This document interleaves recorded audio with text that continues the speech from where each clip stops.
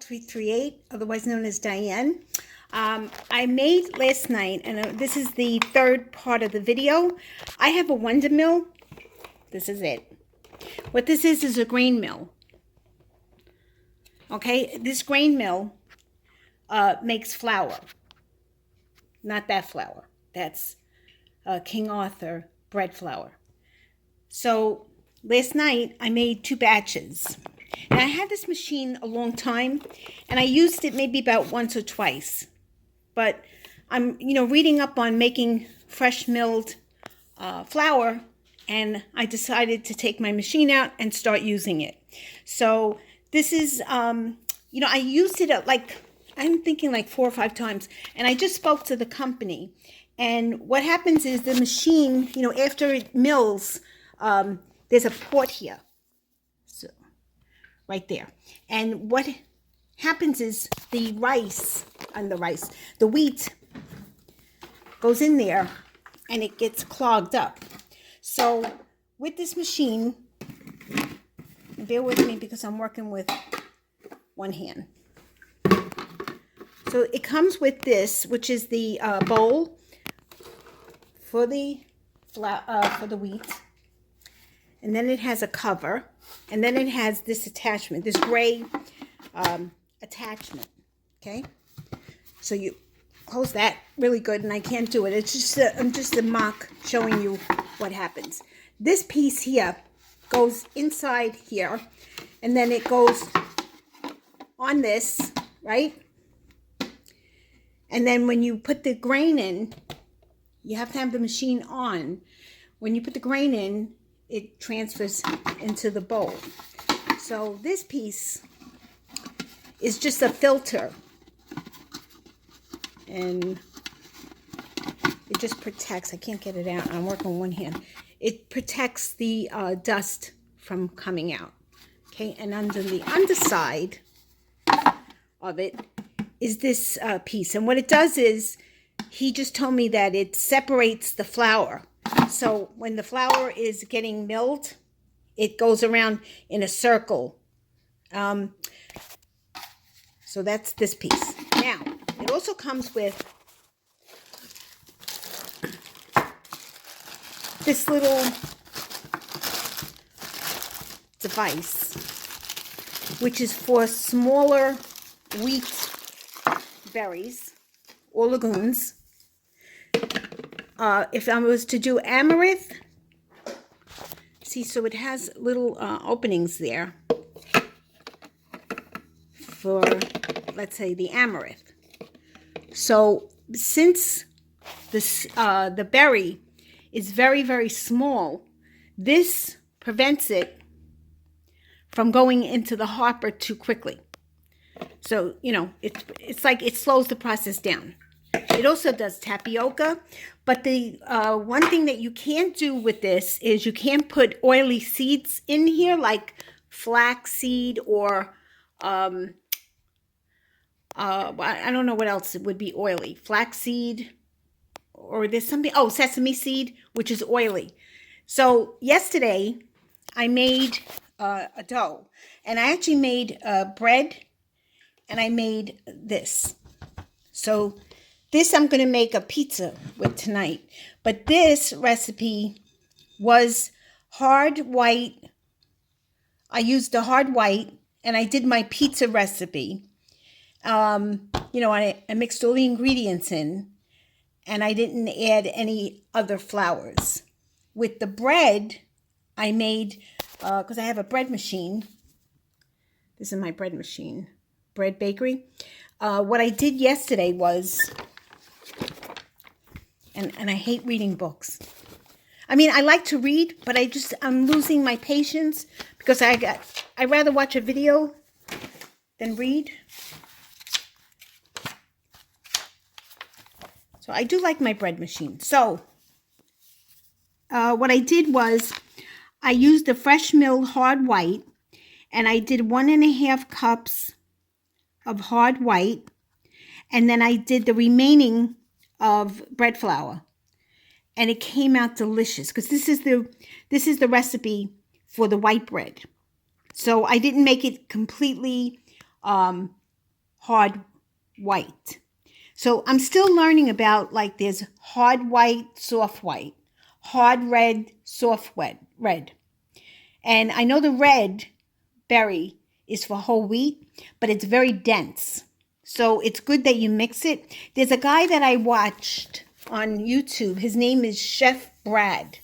And he introduces this machine many years ago. And he makes, like, really good bread. So I think his name is Chef Brad. Yeah, that's what it is. And so then tonight what I'm going to do is, now this has been rising and I kept it in the refrigerator. I let it rise in the oven 2 times, and I put a glass bowl under my, in my oven. And then I wrap this up with towels.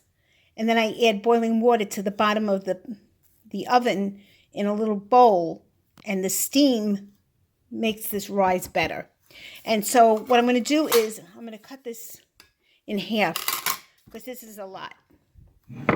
And when I when I start the pizza, I'll continue the video. Okay?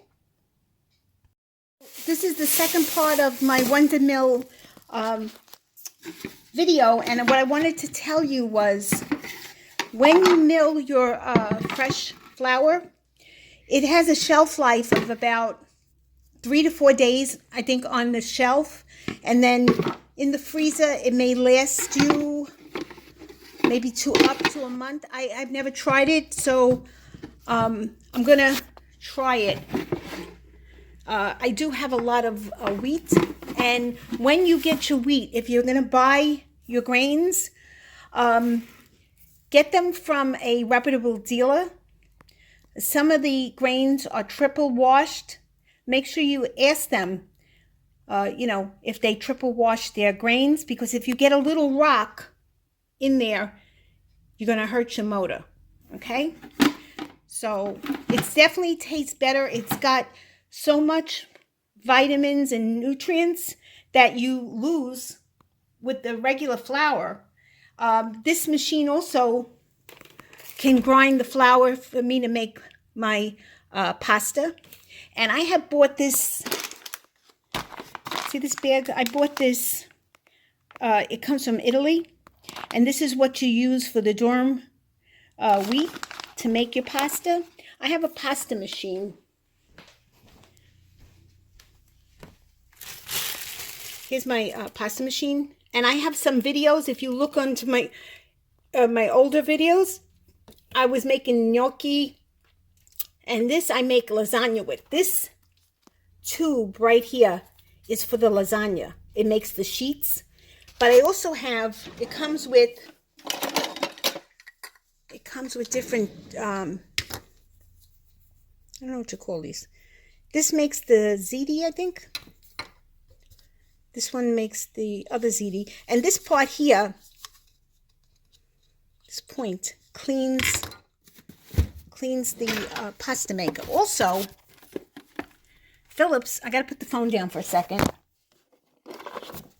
Philips has a drawer here underneath it, and you have different discs to make the different pastas. This makes the ziti.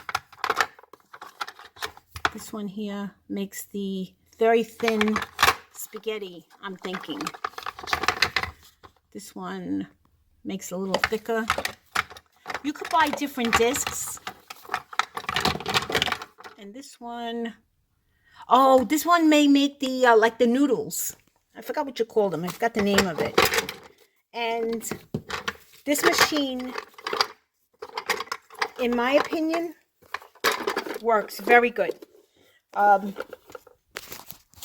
for putting my hand there. I know I'm shaking, guys, because I don't have my tripod hooked up. But I also have my KitchenAid. The KitchenAid has the adapter. Let me show you the adapter. But this I never used. See, this is the KitchenAid. This is the pasta maker. But I think I am going to try it. I'm going to use it, use it and make a video on it. It has different discs. This part goes into the KitchenAid, the top part. And it also has, the pasta maker comes with the cup, the measuring cup, and it also has a book, instruction manual. This is for the Philips, and it also has another cup. It has like a pointed cup. But whatever it says, follow the instructions, because if the pasta is too dry, then it's going to come out of the protruder. It's going to end up cracking. What I wanted to do was I wanted to make my own pasta and then dry it. And it takes a couple of days, so the weather has to be really good, no damp weather. And then I'll make, of course, another video, and I'll show you what, the outcome. All right? Okay, so if you have any questions, you can put them below. Please click on the like button. YouTube just changed all its policies, and for the creator content, they kind of ruined it for everybody. So just press that like button. Okay, guys. Thanks. Bye. Hi, everybody. This is Material Girl 338, otherwise known as Diane. And I'm doing pizza sauce because I'm making pizza with fresh milled flour that I made, and it's part of this video. So I don't know what number this is, but this is how I make my sauce. I have some extra virgin olive oil heating up in the pot, and I use good quality tomatoes. I don't use garbage tomatoes. One of the brands is Muir Glen, and also I use my garden that I grow in the summertime. These are the ground peeled tomatoes, so they're chopped up. They're the crushed ones. So I use my immersion blender, and I just do it very quickly. I don't do too much because I like my sauce like pomodoro, which means it has little clumps of tomato in it. I don't like when it's, I don't know, like it's like a juice. And I think it comes out better this way. It's the quality of the tomatoes that you're eating.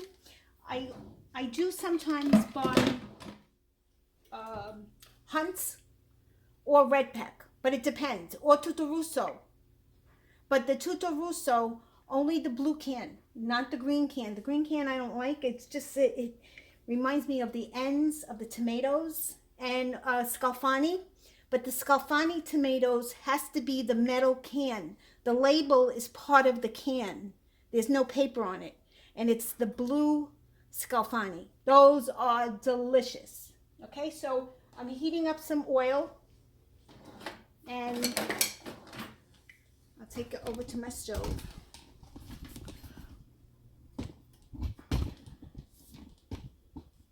Okay, this should be hot already.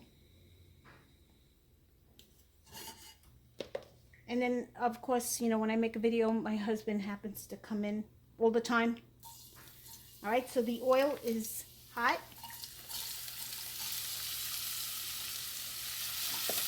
And I like onions. You don't have to put this much onions in it.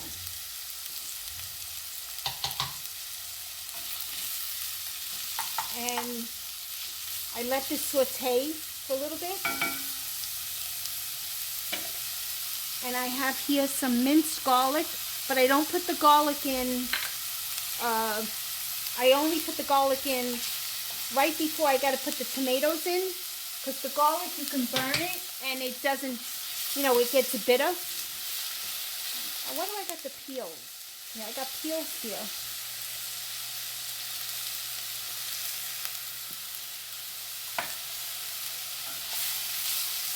I don't season my anything until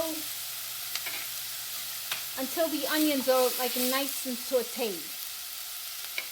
All right. In the meantime, what I did was I have now, this is the freshly milled from my wheat. So I took out the, now this is the first time I'm doing the freshly milled wheat. And what I did is I wrapped it up. I wrapped it up in parchment paper, and I'm letting it stay at room temperature because then I'm going to unfold it. So I'm not sure if I'm going to use this pot. This is the flat pizza pan pot. Or I may just make a flat pizza instead of making a round one. I don't know. When I get to that point, I'll see what I'm going to do. So this has got to saute a little bit, and then I'll come back. Hey guys, this is the second part of making the pizza sauce. So I sauteed my onions, and then my video went out. So I'm not sure how much you got of it. I just added the garlic at the very last minute because you don't want the garlic to burn. First you saute your onions in the oil, then your garlic, and I mince my garlic, you know, with the presser. And now I'm adding some fresh basil au gourde from my garden this summer. This is basil. So I put a couple of leaves in there. I gotta start growing some more because before you know it, summer's around the corner.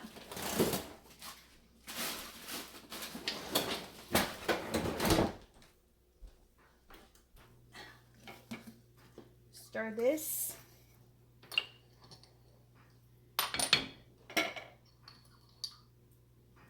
I get some salt. And as it's cooking, you know, I may add some more ingredients. This is sugar. I always add sugar to my sauce. This is my measuring cup right here. That much, or as much as your fingers could hold. 2. It depends on how much acid the tomatoes have. Now I get this to a low boil. Once it starts boiling, I'll show you the next step. Hey my friends, my sauce is boiling. And I added a little bit of salt, 2 scoops of sugar, basil au gourde, and baking soda. I know you've seen this backwards. If I remember, I'll flip it. This is baking soda, and what I do is I just take a little bit,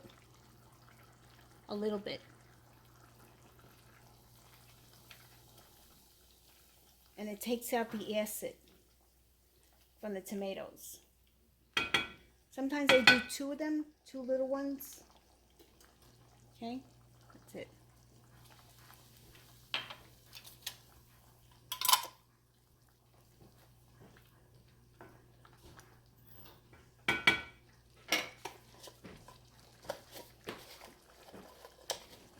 So I put this on low, and meanwhile I have my oven heating up. I got it at 400, but I'm going to lower it because I have the pizza stone in here in my oven, and that has to be really, really hot before you put your pizza on it.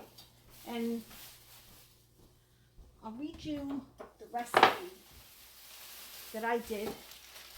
Try not to put anything here. I have oil on this because I put the pizza on here. So as you see, I got a lot of recipes that have to be transported to my book, which I don't really have time. So there's a guy on YouTube. His name is Vito, and I watched his videos. He makes pizza, but he never really gives you the real ingredients. He keeps on changing the measurements, and he drove me crazy because I watched about 50 of his videos. And I used to make pizza when I lived in California, and I wanted to open up a pizza business there. And I was almost there, but then we had the earthquake, and so I moved back. So with this pizza recipe, on the fresh milled flour, or you can use just your bread flour, I did a quarter cup, and I'll put it on below, a quarter cup of distilled water or filtered water, a teaspoon of sugar, and 1 teaspoon of yeast. Test your yeast. This is what I do in the very beginning, because if the yeast is bad, then you're just going to have to start all over again. So I just only do a quarter cup of water, okay, with 1 teaspoon of yeast, 1 teaspoon of sugar. Sometimes I put agave instead of sugar. This is agave.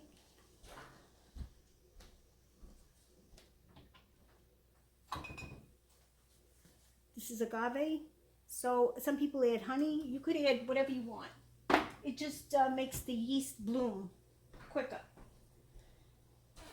And I leave that alone for like 10 minutes. I stir it good. Leave it alone for 10 minutes. If it starts to bloom, I know that my yeast is good. So then I put my flour, and at this time I use the fresh milled flour. And then I added 2 cups of bread flour or milled flour. And then with this one, I added a half a cup of Caputo flour, which is the farina, or it's the Italian flour. It's 00 Tipido, I think it is. You don't have it, you don't need to put it in. Just add another half a cup of regular flour or all-purpose flour. And then a teaspoon of salt. And I let it rise in my oven 3 times, okay? 3. What I do is I don't put the oven on. I wrap up the dough. I make it nice. I put it in a bowl with some oil. You know, I work it, I knead it. And then I put it in the oven. And under the oven, I put a glass dish. And I boil some water. And I put the hot water into the oven. And that steam makes the pizza dough rise. Okay, I do that 3 times. If I'm going to make the pizza the next day, I let it rise 3 times, I punch it down, and then I put it in the refrigerator overnight. The next day, which is today, I let the pizza thaw out. About 2 hours, I let it sit on the counter, which it's doing right now. And then I make, my pizza, which I'll show you the next step. Hey everybody, this is the final part of making my pizza with the fresh milled flour from my Wonder Mill, and this is the first attempt that I've used the fresh milled flour. Instead, I usually use King Arthur bread flour. So what I have is my pizza pan for the Sicilian square pizza. I have some olive oil. I have oregano and some garlic powder, Lucatelli cheese. This is the dough, and I have my mozzarella, and I had it frozen, so I wrap it up, and then I soak it in hot water, and then I grate it. Okay, I'm not going to use it, and I have my sauce.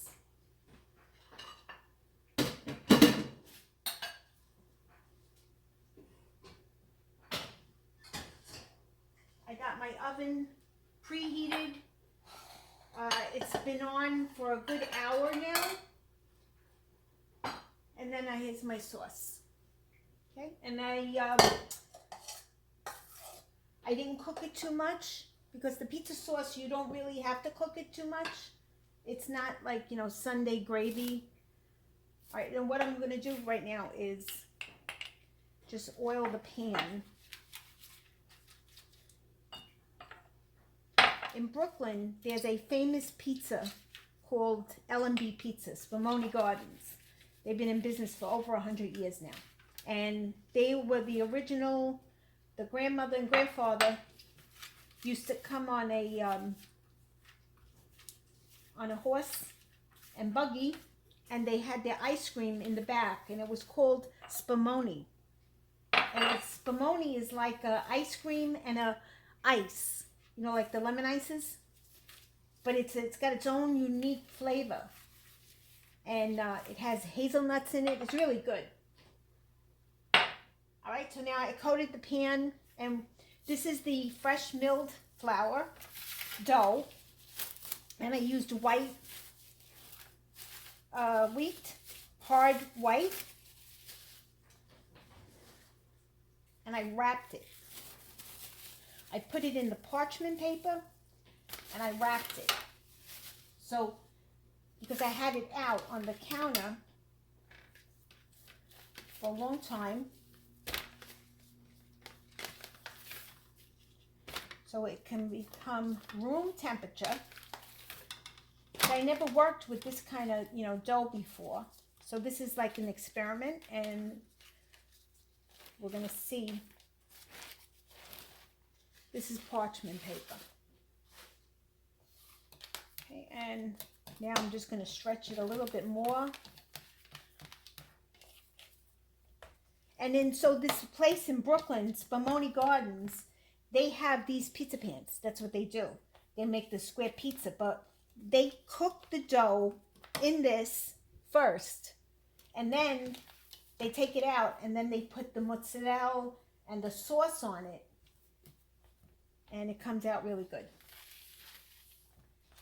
Because this has to cook. The dough part, the underneath has to cook. Your mozzarella cooks quickly.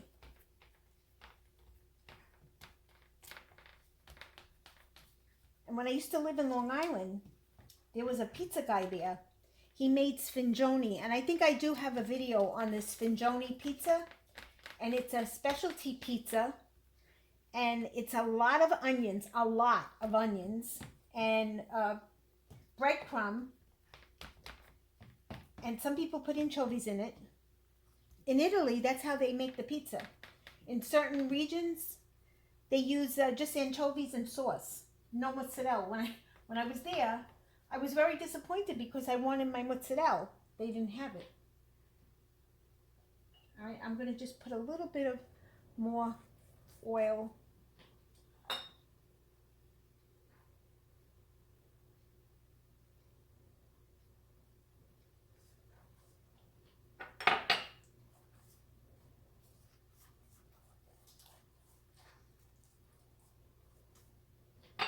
All right, and I want to make this like a lip here, you know, the crust. What I'm thinking of is to put this in the oven for a couple of minutes, and then take it out, and then put the mozzarella in it. You can't stretch this too much. I want to be in focus so you see what I'm doing.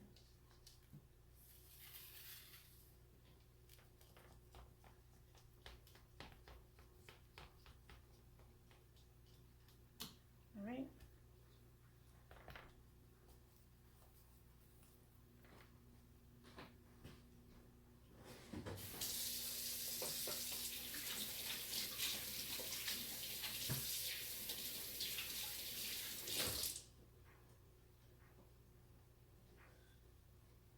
All right, I'm going to put this in the oven for maybe, I don't know, 4 or 5 minutes. Not even.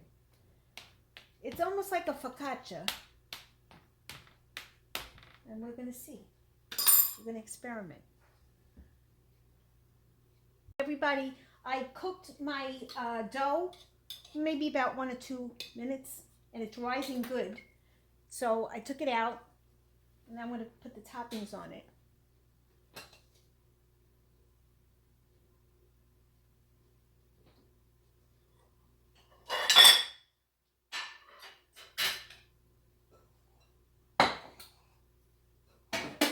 So I'm going to add some more oil to the top of it. I normally, when I make the my round pizza, I don't do it this way, but you have to do it this way because you want the underneath of this. It doesn't have any perforated holes in it, so you know the dough is not getting crusty.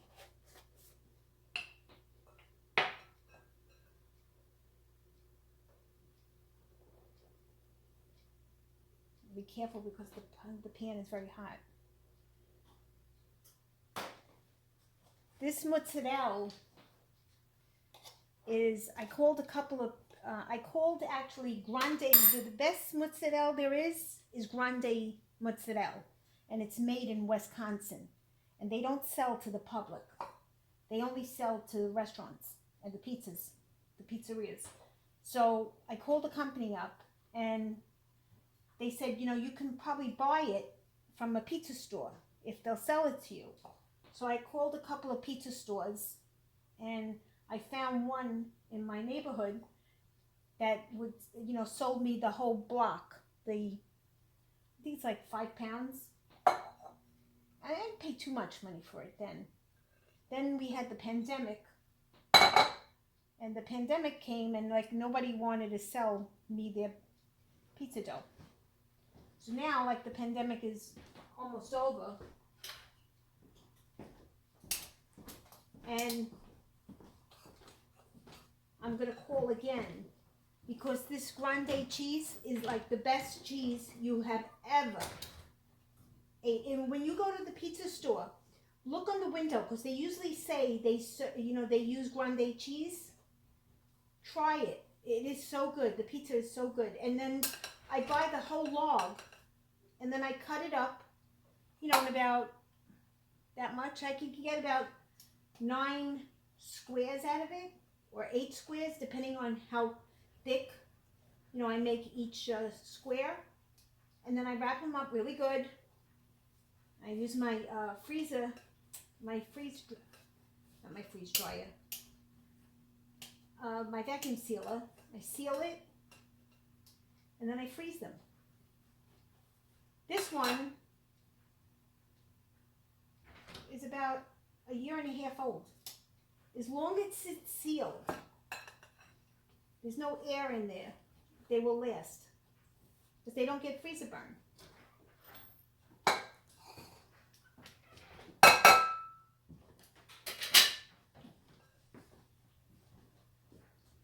So I'm going to put this really close to the end.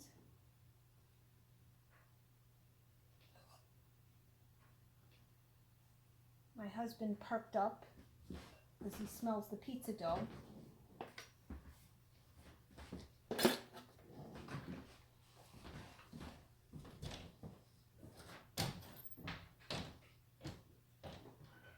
Okay, and now put it on evenly.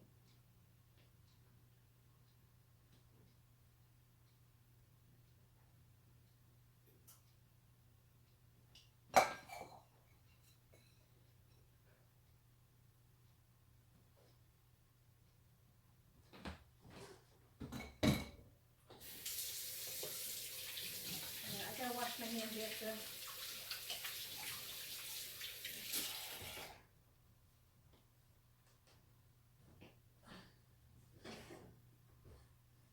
Okay. Here's my sauce. Some people put the sauce on before. Some people put it on after.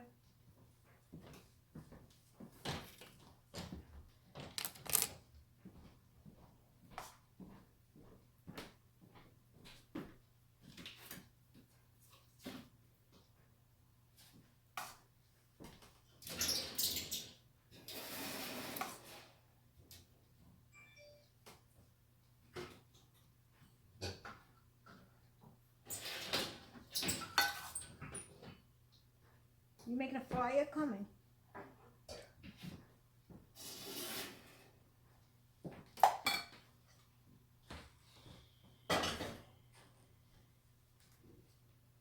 Sprinkle some cheese. This is Lucatelli.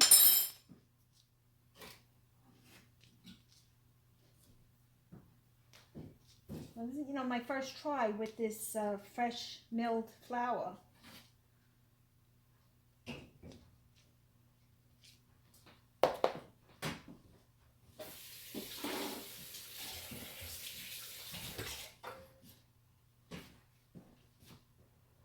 sprinkle some garlic powder. Not too much. And this is oregano. This is from my garden. And I took the plants in. I'm not adding too much there. It's only coming out in little pieces. I don't want the stem.